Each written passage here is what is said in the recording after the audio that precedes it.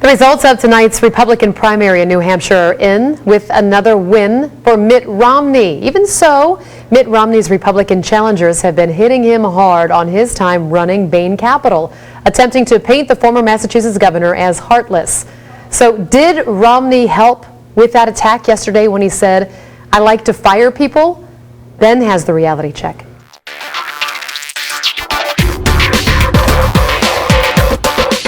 Before we get to what Romney said, let's put things into context. One of the areas the former governor has been pounded on as of late is his time at Bain Capital. Now, if you aren't savvy on what a private equity firm like Bain does, let me explain. After earning degrees from Harvard Law and Harvard Business School, Mitt Romney landed at consulting firm Bain Company. In 1984, he was selected to lead Bain Capital. Now, Bain Capital initially specialized in venture capital deals. That's where investors, like Bain, will take an equity stake in a developing or a struggling company. They restructure the company and they make a profit. Bain Capital would eventually move on to more lucrative and risky investment strategies called leveraged buyouts. You buy a company with borrowed money, then use the company's assets as collateral. And Bain made a lot of money. $2.5 billion made on investments of $1.1 billion. The Wall Street Journal reports that from 1984 to 1999, during the time that Romney was at the helm, 77 companies were restructured. And of those 77 companies, 22% declared bankruptcy or closed within 8 years of Bain's initial investment. And poor performance, that led Bain to forfeit investment in another 8%. So if it's all free enterprise, what's the problem here? In many cases, such as Staples, the company expanded and added thousands of jobs. Romney claims that Bain created at least 100,000 jobs. But if you look into those numbers, they aren't really provable because Bain Capital never kept portfolio payroll data.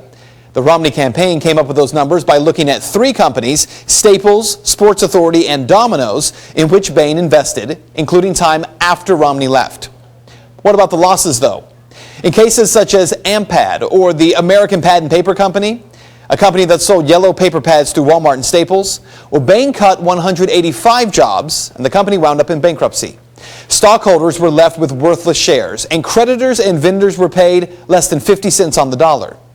But even as jobs were lost, in almost all cases, Bain Capital made money.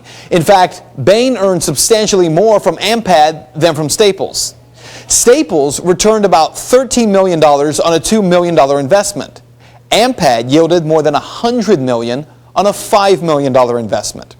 So, to the question of whether or not Mitt Romney likes to fire people, candidates have been all over the former governor for that statement. Rick Perry's campaign turned it into a ringtone. I like being able to fire people. I like being able to fire people. And at least one voter had this question today as Romney was posing for a photo op with a baby. Hey, Billy. How are you? Thank you, Billy. Good to see you.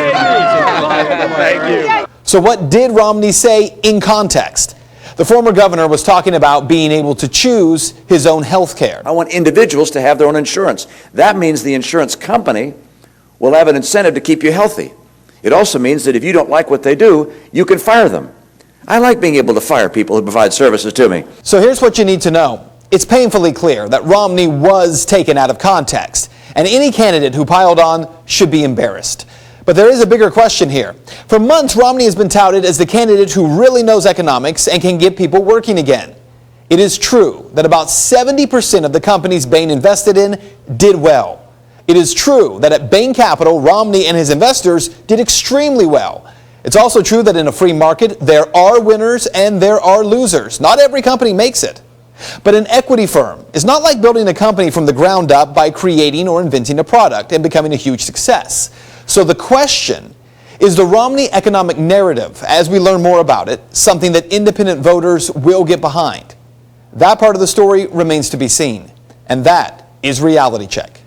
If you would like to make your voice heard on this story, you can simply head over to Ben's Facebook page. You can find it by searching Ben Swan, WXIX.